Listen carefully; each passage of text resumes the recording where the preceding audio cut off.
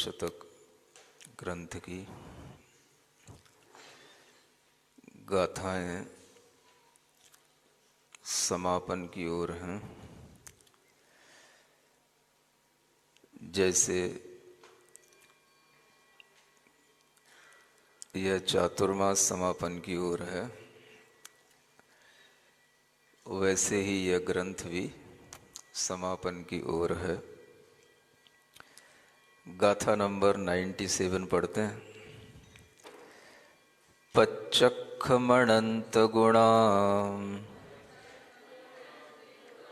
जिणिंद धम्मेण दोसले सोवी तह विहु अन्नानंदा नरमंति कया वितम्मिजिया।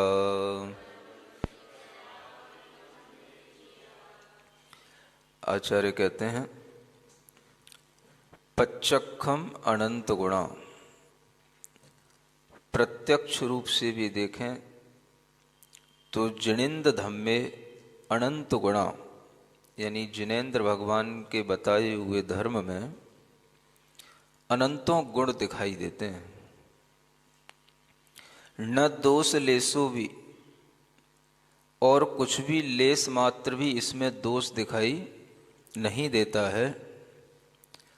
तहव्यु अन्नानंदा, फिर भी देखा जाए तो अज्ञान से जो अंधे लोग हैं, न रमंती कयावी तम्मी, इस धर्म में फिर भी वह कदापि रमण नहीं करते हैं। ऐसे जीव जो अज्ञान अंधकार से युक्त हैं, वह कभी भी जिनेन्द्र भगवान के द्वारा बताए हुए इस धर्म में रमण नहीं करते हैं। यह बड़े आश्चर्य की बात है। भगवान जिनेन्द्र देव के द्वारा बताए हुए धर्म में दोष नहीं है, गुण है। और ये गुण आपको प्रत्यक्ष भी दिखाई दे सकते हैं। एक वह होता है कि हम सोच समझ करके, पढ़ लिख करके कोई बात कहते हैं, समझते हैं। और एक होता है कि हम बिना पढ़े भी प्रत्यक्ष से चीज़ों को देख करके समझ पाते हैं। जब हम कोई चीज़ों को सुनकर आगम से पढ़कर बोलते हैं तो वह अलग हमारे अंदर श्रद्धा का भाव लाता है। किंतु अगर हम भगवान के द्वारा बताए हुए धर्म को अपनी बुद्धि से प्रत्यक्ष रूप से भी देखें तो भी हमें उसमें अनंत गुण दिखाई दे सकते हैं। अब अगर हमारे सामने ये धर्म आता है तो हम आपसे पूछें कि इसमें अनंत गुण क्या हो सकते हैं। आप इतना देखते हैं, सुनते हैं, जानते हैं, आपको कौन से इसमें अनंत गुण दिखाई दे रहे हैं? भगवान के द्वारा बताए गए इस धर्म में क्या आपको अनोखा दिखाई देता है? क्या आपको ऐसा लगता है कि यह हमारे लिए अच्छा है, सबके लिए अच्छा है? इसकी अवधारणाएं, इसकी विचारधाराएं ऐसी कौन सी हैं जो सबके लिए कल्याणप्रद हैं? इस तरह की बातों का अगर हम विचार करें तो हम समझ सकते हैं कि भगवान जिनेन्द्र देव के द्वारा बताए हुए धर्म में भी अनेक गुण हैं। जब हम भगवान के द्वारा बताए हुए धर्म को सुनते हैं, समझते हैं, तो उसमें हमें बहुत अच्छी बात क्या दिखाई देती है?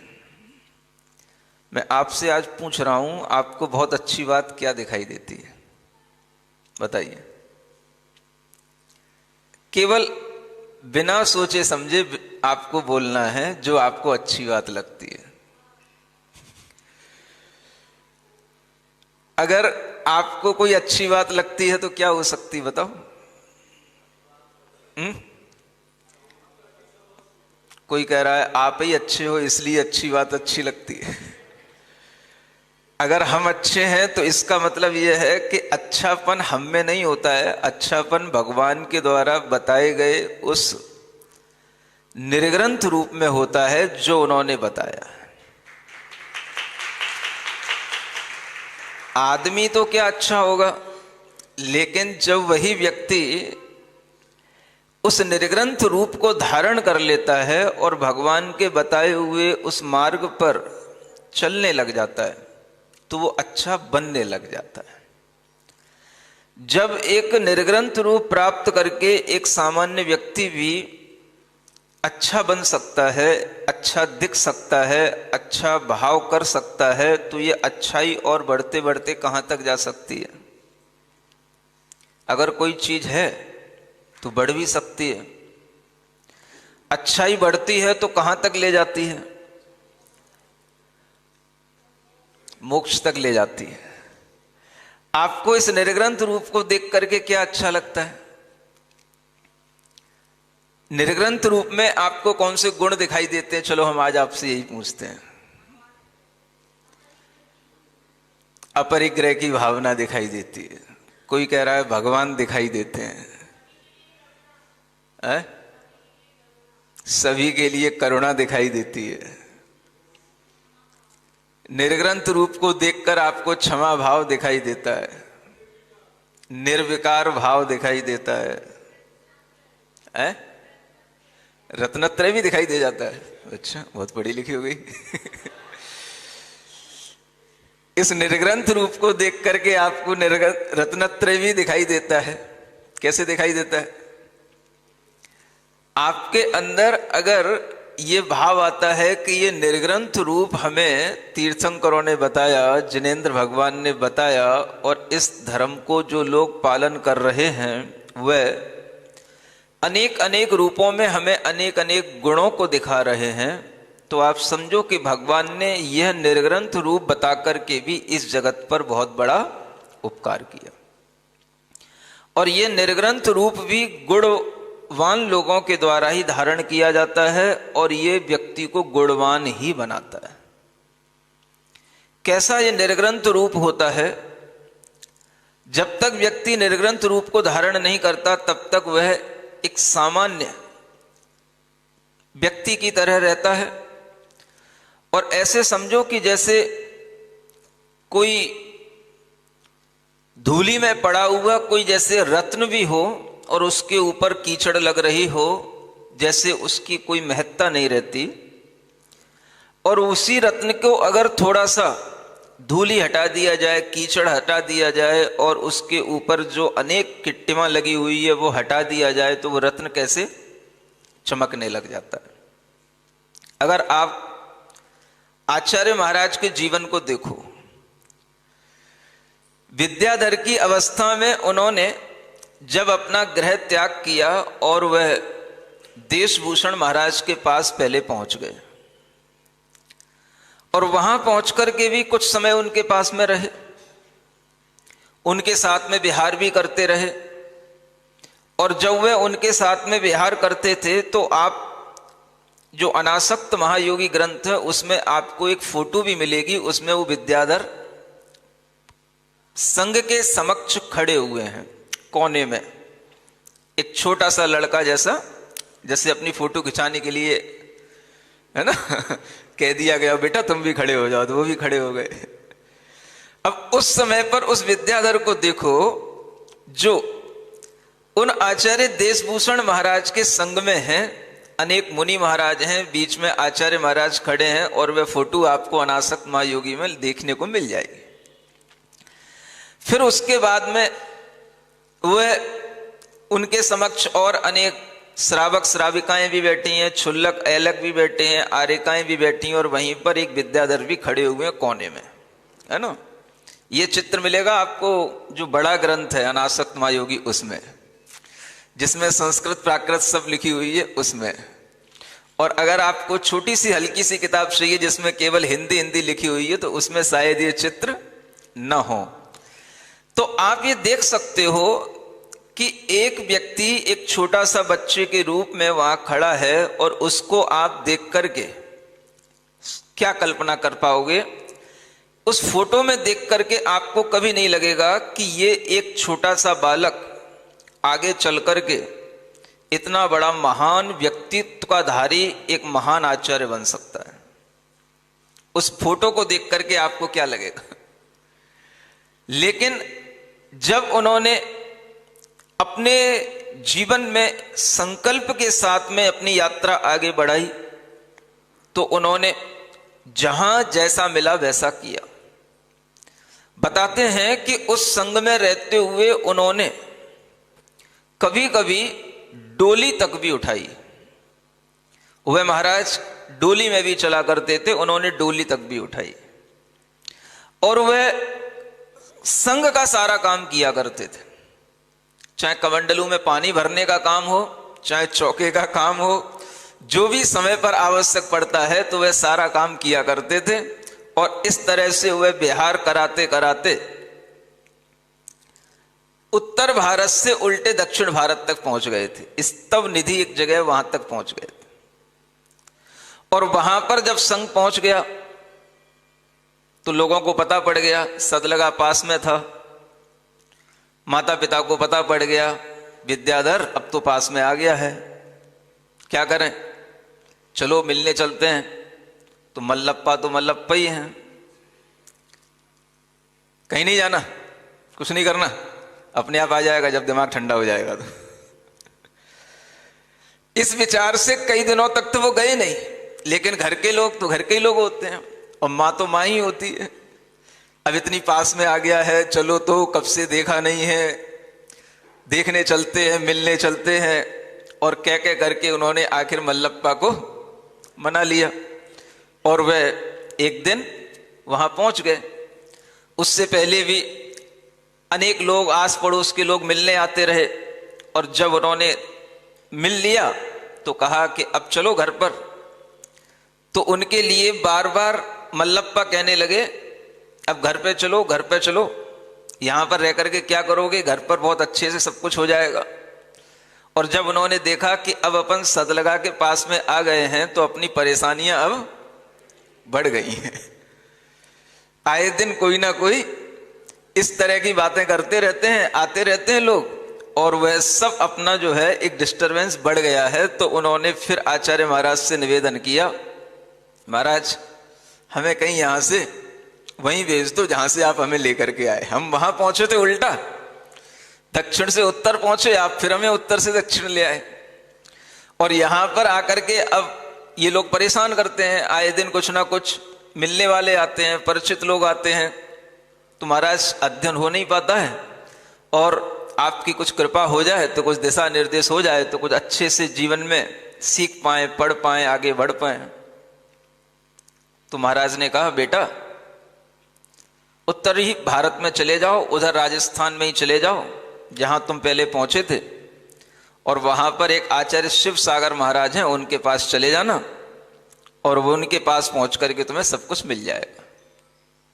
तो वो चले गए और उन्होंने अपने जीवन की यात्रा में वह एक लंबी यात्रा भी की फिर से। माने पहले तो वो अपना घर छोड़ करके दक्षिण से उत्तर पहले गए, फिर बिहार करते करते फिर दक्षिण ले गए महाराज देशभूषण, और फिर जो है उनको छोड़ करके फिर से वो फिर गए।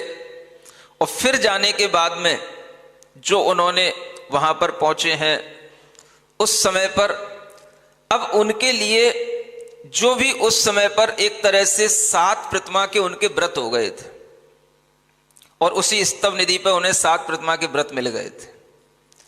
अब वो ब्रह्मचारी थे, 7 प्रतिमा के व्रत थे। वह फिर से यात्रा करते हुए ट्रेन में बैठ करके 2 दिन में वह फिर से राजस्थान अजमेर पहुंचे। और जब अजमेर पहुंचे तो 2 दिन तक उन्होंने कुछ भी खाया पिया नहीं। और वहां पहुंचने के बाद में अगले दिन सुबह जब उन्होंने भगवान के दर्शन कर लिए, स्नान आदि करके, उसके बाद में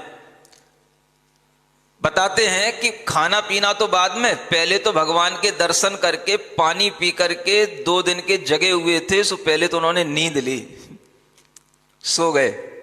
और फिर जब उठे दोपहर में, तब जाकर के वहां पर उनके एक परिचित पहले से थे, वो श्रावक जिसका नाम अक्सर जानते हो आप लोग, आया करता है कजौड़ी मल। वह कजौड़ी मल श्रावक वो उनके सामने आया और उनसे वार्तालाप हुआ। तब उन्होंने कहा कि कहाँ जाना है? बोले हमें तो आचार्य शिव सागर महाराज के पास जाना है। बोले वहां क्यों जाना है? अध्ययन करने के लिए जाना है, पढ़ना है। तब उन कजौड़ीमल श्रावक ने कहा, अगर आपको अध्ययन ही करना है तो हम आपको एक ऐसे मुनि महाराज के पास ले चलते हैं जो संस्कृत के प्रकांड विद्वान हैं। अध्ययन उनके पास जितना श्रेष्ठ होगा उतना किसी के पास नहीं होगा, और वह उन्हीं आचार्य शिवसागर महाराज के शिष्य हैं और आपके लिए उन्हीं के पास ले चलते हैं। तो उन्होंने बड़े सहज भाव से कह दिया कि मुझे क्या फर्क पड़ता है, मुझे तो जहां अच्छे से ज्ञान अध्ययन मिले वहीं पर मुझे ले चलो, मुझे अपने जीवन में कुछ सीखना है, कुछ करना है। समझ आ रहा है? पर्व आते हैं, लोगों में उत्साह रहता है, और उत्साह लोगों में क्या रहता है, लोग तो उत्साह दिला देते हैं। अब जब दुकानों पे भीड़ होगी तो कहीं ना कहीं किसी दुकान पे कमी तो होगी। तो जब आज धन की दुकान चल रही है तो थोड़ी धर्म की दुकान पे भीड़ कम होगी, धन की दुकान आज ज्यादा मिलेगी। 2 दिन बाद यहां पर भी धर्म की दुकान पे भी भीड़ दिखाई देगी। लेकिन फिर भी कोई बात नहीं, जिन लोगों के लिए धन की प्राप्ति की भावना रहती है वो धनतेरस ही मनाते हैं, लेकिन जिन्हें लगता है कि धन से भी बड़ा धर्म है वह धर्म की भी तेरस मनाने के लिए तैयार रहते हैं। और वह धर्म की तेरस क्या बताती है? सबसे बड़ा धन क्या है? ये पैसा, ये दुकानदारी, ये सोना चांदी, ये जो हम इकट्ठा कर लेते हैं, खरीद लेते हैं, है ना। और ये सब हम एक शौक की तरह या कभी कभी एक ट्रेंड की तरह भी करते रहते हैं। कई लोगों के लिए लगता है कि भाई धनतेरस आ रही है तो धनतेरस पे ही कोई अच्छी ज्वेलरी खरीदेंगे, धनतेरस पे ही खरीदेंगे। कोई अच्छा घर में सेट लाना है तो धनतेरस पे ही लाना है। कोई गाड़ी लाना है तो धनतेरस पे ही लाना है। सुन रहे हो? आज सबसे ज्यादा गाड़ियां निकलती हैं। तो आपके लिए वह धन किसी भी तरह से हो सकता है, लेकिन अगर आप जिनेंद्र भगवान के द्वारा बताए गए धर्म की ओर देखें तो सबसे बड़ा धन, सबसे बड़ी लक्ष्मी किसको कहा गया? ज्ञान लक्ष्मी सबसे बड़ी लक्ष्मी कही गई। इस ज्ञान लक्ष्मी के संपन्न हो जाने पर ही धन की संपन्नता बनती है, और अगर ये ज्ञान नहीं है तो कुछ भी नहीं बनता है। वह विद्याधर देखो आपकी ज्ञान के लिए परिश्रम की है अपने जीवन में। बार बार घर छोड़ करके दूसरे प्रांत में जाना, एक दिशा से दूसरी दिशा में जाना, किसके लिए? आप धर्म के लिए एक दिशा से दूसरी दिशा में दौड़ते हैं, और वो किसके लिए दौड़ रहे हैं? ज्ञान के लिए दौड़ रहे हैं। इसलिए आचार्यों ने कहा ज्ञान लक्ष्मी घनाश्लेष प्रभवा नंदन नंदितम। हमारी आत्मा ज्ञान लक्ष्मी से घनीभूत होकर के भरी हुई है, और अगर हमारे पास में वह ज्ञान लक्ष्मी है तो सब लक्ष्मियां अपने पास आएंगी। लक्ष्मी कभी बेवकूफों के पास नहीं जाती, और अगर कहीं भूल से चली भी गई तो तुरंत बाहर निकल जाती है। लक्ष्मी को भी ज्ञानवान लोग चाहिए। लक्ष्मी कहां टिकेगी? ज्ञानियों के पास टिकेगी। कहा जाता है कि लक्ष्मी का आसन उल्लू है, माने वो उल्लुओं के ऊपर सवार है। यानी वह जो आंख से अंधे हैं उनके ऊपर सवार होकर के बताना चाहती है कि तुम अगर ज्ञान से अंधे हो, अज्ञान के कारण से तुम्हें कुछ दिखाई नहीं दे रहा है, तो तुम्हारे ऊपर बैठ करके हम ऐसे सवारी करेंगे, तुम्हें उसका कोई सुख नहीं मिलेगा। और जिनके ज्ञान चक्षु खुले होंगे उनके सामने सब कुछ होगा। ज्ञान की लक्ष्मी की आराधना करना यह तीर्थंकरों के द्वारा बताया गया, जिनेंद्र भगवान के धर्म में बताया गया। धन लक्ष्मी अगर आपके पास में है, और आप सोचो कि अगर आपके पास में ज्ञान ना हो, क्या कर लोगे बताओ? दुकान चलाने का भी ज्ञान ना हो, कैसे हमें ग्राहकी करनी है, कैसे हमारा व्यापार बढ़ेगा, इसका भी ज्ञान ना हो, तो लक्ष्मी टिक जाएगी? किससे टिकती लक्ष्मी? ज्ञान से। ज्ञान हो गया तो समझदारी होगी, सोच होगी, सूझबूझ होगी, और इसी ज्ञान के माध्यम से जब आपकी सोच होगी, सूझबूझ होगी, और जब आप लगन से काम करोगे, लक्ष्मी तो अपने आप आती है। उसके लिए बुलाना नहीं पड़ता है दीपक लगा करके, वो अपने आप आती है। हर तीर्थंकर ने हमें यही बताया कि आप अपने अंदर ज्ञान लक्ष्मी को परिष्कृत करो, अपने आप आपके सामने वो लक्ष्मी आने लग जाएगी। जो आप नहीं भी चाहते वो भी आपको दिखने लग जाए। इस ज्ञान लक्ष्मी की आराधना ही की विद्याधर ने की, और आप देखो कि वह विद्याधर ने फिर वह ज्ञान लक्ष्मी की आराधना कैसे की। वह मुनि ज्ञान सागर जी महाराज के पास में रह करके ऐसी ज्ञान लक्ष्मी की आराधना की कि उन्होंने 2-3 वर्ष में ही इतना ज्ञान प्राप्त कर लिया कि उन ज्ञान सागर जी महाराज के चले जाने के उपरांत भी आज 50 वर्ष तक उसी ज्ञान की आराधना का फल प्राप्त करके वह दुनिया में सर्वश्रेष्ठ ज्ञानवान पुरुष बने बैठे हैं। किसके कारण से? ज्ञान की आराधना। आत्मा ज्ञानमय है और ज्ञान से परिपूर्ण है, और आत्मा का वह ज्ञान ही बढ़ेगा तो आपको सब कुछ मिलेगा। ये जिन धर्म में, जिन मत में बताए जाने वाले अनेक गुणों में एक सबसे बड़ा गुण ये आपको दिखना चाहिए। निर्ग्रंथ रूप भी अपने आप में एक गुण है, और उस निर्ग्रंथ रूप के साथ में जब आत्मा के ज्ञान गुण की वृद्धि की साधना की जाती है तो वह ज्ञान की वृद्धि ही केवल ज्ञान की प्राप्ति कराती है। और जहां केवल ज्ञान आत्मा में आ गया, वहां सारी लक्ष्मियां, सारा वैभव उनके अधिकार में आ गया, उनके समक्ष खड़ा है। लक्ष्मी जी भी समक्ष खड़ी मिलेगी आपको हाथ जोड़ करके, और आप लक्ष्मी को सामने पाएंगे। लेकिन लक्ष्मी आपकी इच्छा करेगी, आप लक्ष्मी की इच्छा नहीं करेंगे, क्योंकि आपके पास में उससे भी बड़ी लक्ष्मी है, केवल ज्ञान लक्ष्मी। ये केवल ज्ञान लक्ष्मी किसके द्वारा बताई गई? कौन समझाया इसको जगत के अंदर? तो ये भगवान जिनेंद्र देव के धर्म में बताई गई। अगर ये धर्म में जिनेंद्र देव भगवान ने ये केवल ज्ञान लक्ष्मी नहीं बताई होती तो आज हम भी अंधे बने फिर रहे होते। हम भी आज कहीं धन के चक्कर में या तो धन किसी को दे रहे होते या धन किसी से ले रहे होते।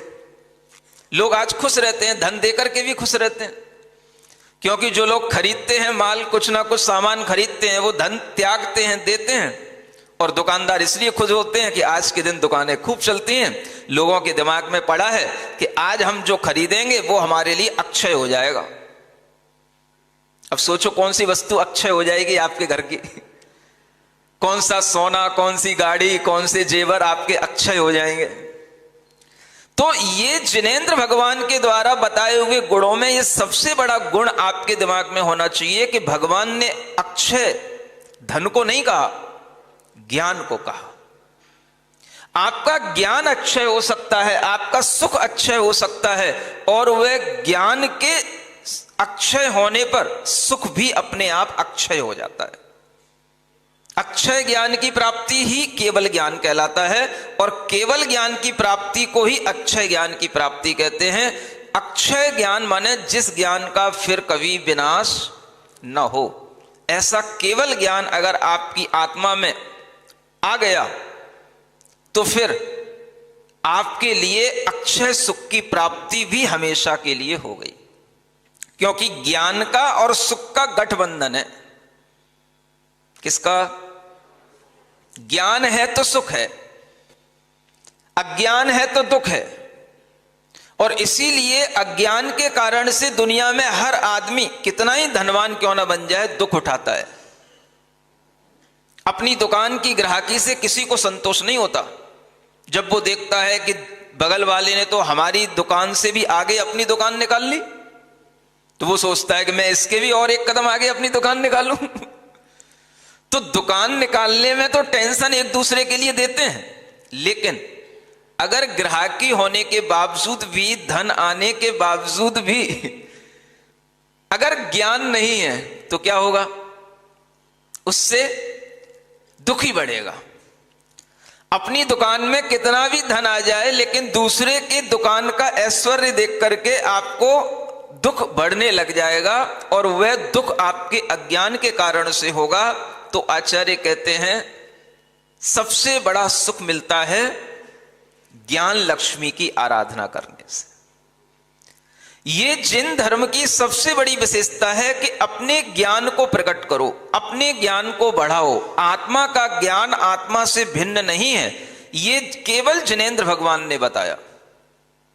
और वह आत्मा का ज्ञान बढ़ते बढ़ते इतना ज्योतिर्मय हो जाता है कि उसमें आपको उस दुनिया के सभी पदार्थ, सभी मनुष्य, सभी चेतन अचेतन वस्तुएं सब आपके ज्ञान में, दर्पण के सामने जैसे प्रतिबिंब दिखाई देता है, दर्पण के अंदर जैसे सब कुछ झलकता है, वैसे आपके ज्ञान दर्पण में सब कुछ झलकेगा।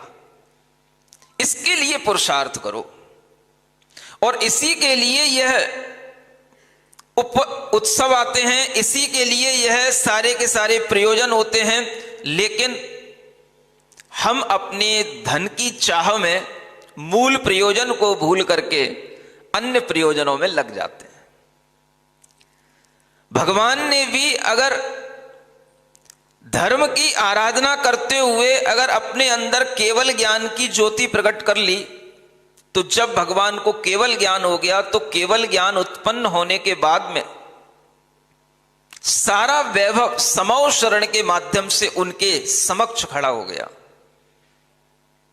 लक्ष्मी के पास में भी इतना वैभव नहीं होगा जितना कुबेर के पास होता है। सुन रहे हो? आप लक्ष्मी के पीछे पड़े रहते हो। धन किसके पास होता है? कुबेर के पास होता है।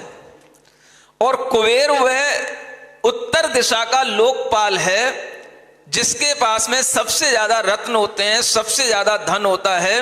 और उस कुबेर को भी आज्ञा मिलती है इंद्र के माध्यम से कि जाओ वहां पर महावीर भगवान को केवल ज्ञान की प्राप्ति हो गई है, उनके लिए समौ शरण की रचना करो। और इस तरह की वह रचना करना कि दुनिया में कोई भी वैभव संपन्न व्यक्ति अगर वहां पर पहुंच जाए तो उसे लगे कि हमने अपने घर में जो कुछ भी अर्जित किया है वो तो सब तुच्छ है, और यहां पर जो देखने में आ रहा है वो सर्वश्रेष्ठ है। ऐसा वैभव संपन्न वह समौ शरण बनाना, और वह कुबेर बनाता है। किसके लिए बनाता है? तो उन तीर्थंकर भगवान के लिए बनाता है। और इतना सजाता है, इतनी चीजें दिखाता है, इतने उसमें हर जगह जगह पर रत्न तो कहीं रखने के लिए नहीं होते हैं, भूमियां भी रत्नों की बनी होती हैं। हर खंबे वहां पर जो लगे होंगे वो भी सब रत्नों के बने होंगे। जो रत्न आपने कभी एक भी नहीं देखा होगा, वहां वह दीवारें, भूमियां, चारों ओर फर्श, अगर कोई वापी भी है, बावड़ी भी है, तो उसमें उतरने के लिए सीढ़ियां भी रत्नों की बनी रहती हैं।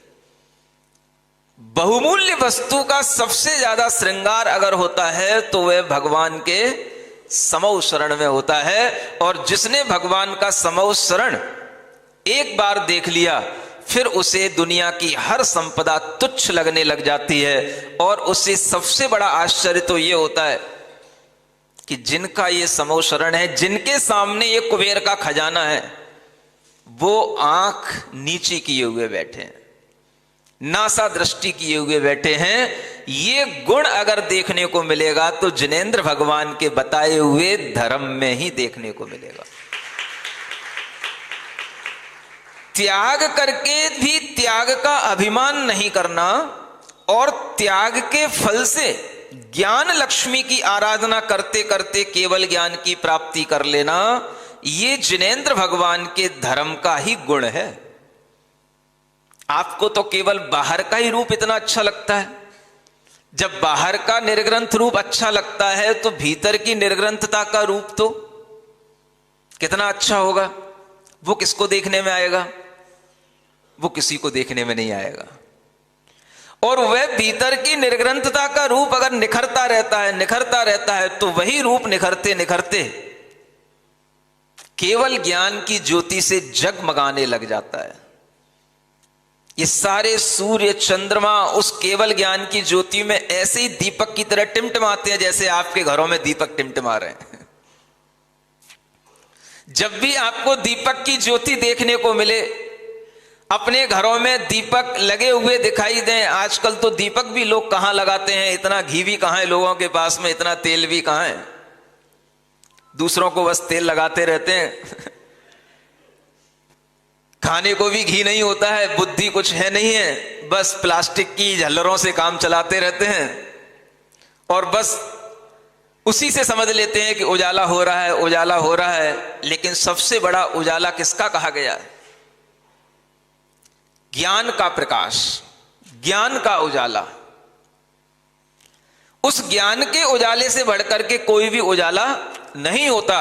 और हमेशा इस उजाले को जो व्यक्ति चाहता है उसके जीवन में यह उजाला आता रहता है। जितने भी समृद्ध लोग होंगे सब बुद्धिमान होंगे, उन्हें लक्ष्मी के पीछे नहीं पड़ना पड़ता है, उन्हें अपनी बुद्धि से काम लेना पड़ता है, तो वह समृद्धि उनके पास में अपने आप आती चली जाती है।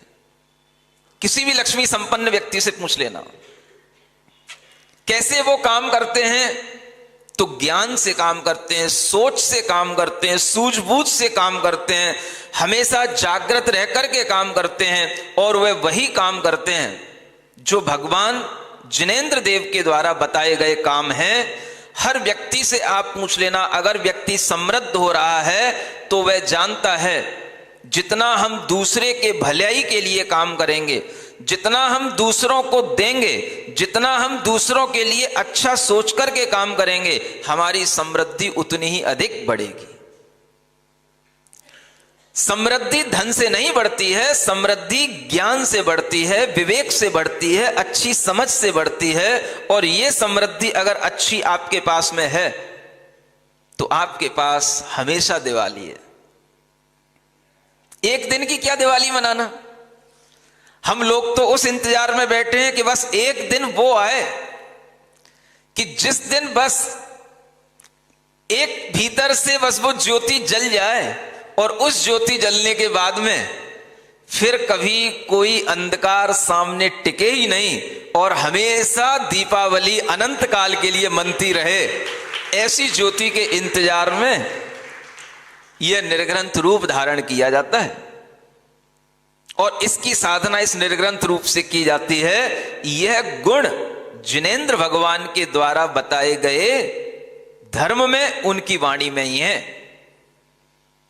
बाकी सब तो अज्ञान के अंधकार में आमूल चूल डूबे हुए दिखाई देंगे, लेकिन जिनेंद्र भगवान के द्वारा बताए गए धर्म में यह गुण बताया गया है। आप अगर बाहर कोई ज्योति भी देखना तो उससे अपनी अंतर आत्म ज्योति की कल्पना करना कि ये ज्योति तो फीकी है हमारी ज्ञान ज्योति के आगे, और हमारी ज्ञान ज्योति अगर प्रज्वलित हो जाएगी तो ये ज्योति हमको बिल्कुल तुच्छ लगेगी, क्योंकि ज्ञान ज्योति चैतन्य ज्योति होती है और वह अक्षय होती है। एक बार जलने के बाद में वह कभी भी बुझती नहीं है और 2 दिन के बाद में ये भी नहीं कहना पड़ता भैया अब ये झल्लरें निकाल दो, हो गई दिवाली। समझ आ रहा है? जिनेंद्र भगवान के द्वारा बताए गए धर्म का सबसे बड़ा गुण अगर आपसे पूछा जाए तो आपके दिमाग में यह आना चाहिए कि हमें हर टेम्परेरी चीज से हटा करके हमें शाश्वत की ओर ले जाने का जो भाव दिया जाता है वह जिनेंद्र भगवान के बताए हुए धर्म में दिया जाता है। क्षण भंगुर चीजों में आनंद थोड़े समय के लिए मना भी लिया जाए तो कोई बात नहीं, लेकिन आपको ध्यान रहे कि ये क्षण भंगुर जीवन का आनंद ये हमारा लक्ष्य नहीं है। हमारा लक्ष्य तो कुछ शाश्वत होना चाहिए। हमारे लक्ष्य में तो कोई शाश्वत चीज होनी चाहिए जो हमेशा रहे। और अगर देखा जाए तो भगवान ने हमेशा उसी ज्ञान की आराधना करके आपके लिए, जगत के लिए उसी ज्ञान की प्राप्ति करने के लिए प्रोत्साहित किया। हर आत्मा अपने अंदर केवल ज्ञान की ज्योति को प्रकाशित करने के लिए शरीर से भिन्न उस ज्योति को अपने अंदर देखे, उसकी भावना करे, उसका ध्यान करे। किसी भी परमात्मा के अंदर वह आत्म ज्योति अगर आपको दिखाई देगी तो उस आत्म ज्योति को देख करके ही आप अपने अंदर कल्पना कर पाओगे, ऐसी ही ज्योति मेरी आत्मा में है। आत्म ज्योतिर दुरित निवह ध्वांत विध्वंस हेतु, वह आत्मा की ज्योति जो हर प्रकार के पाप के समूह का विध्वंस कर देती है, वह आत्मा की ज्योति जो हर प्रकार के अज्ञान के अंधकार को दूर कर देती है, उस आत्म ज्योति की आराधना करने का यह पर्व है और ज्ञान की आराधना करने का यह पर्व है। क्योंकि यह पर्व भी भगवान महावीर स्वामी के केवल ज्ञान से और उनके मोक्ष से, निर्वाण से जुड़ा हुआ है। इसलिए आने वाले 2 दिनों में आप वह देखेंगे जो भगवान महावीर स्वामी ने प्राप्त किया। राजा श्रेणिक की बात तो चली रही थी। समवसरण तो उसी दिन से लगा हुआ है जिस दिन से सतना में आगमन हुआ है।